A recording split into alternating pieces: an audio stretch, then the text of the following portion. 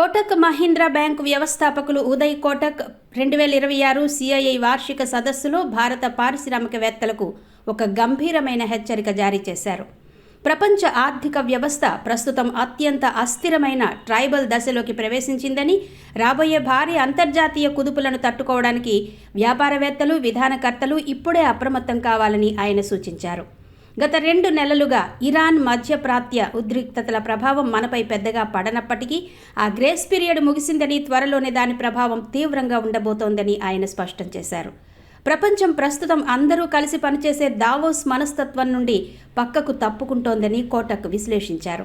1945కు ముందు ప్రపంచం ఎలాగైతే వాణిజ్య మార్గాల కోసం, భౌతిక సంపద కోసం వర్గాలుగా విడిపోయి పోరాడేదో మళ్లీ అటువంటి పరిస్థితే వస్తోందని ఆయన అభివర్ణించారు.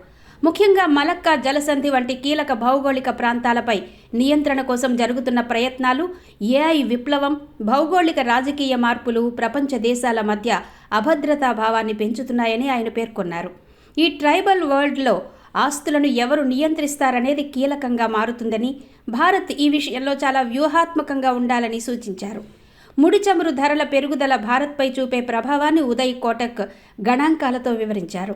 చమురు ధర బ్యారెల్ $60 ఉన్నప్పుడు మన కరెంట్ అకౌంట్ డెఫిసిట్ 1% ఉండేదని, అదే ధర 100కి చేరితే అది 2.5% పెరిగి ఆర్థిక వ్యవస్థపై భారం పడుతుందని ఆయన హెచ్చరించారు. ప్రమాదం జరిగిన తర్వాత స్పందించడం కంటే ముందుగానే ఆందోళనతో సిద్ధంగా ఉండడం మేలని ఆయన పిలుపునిచ్చారు.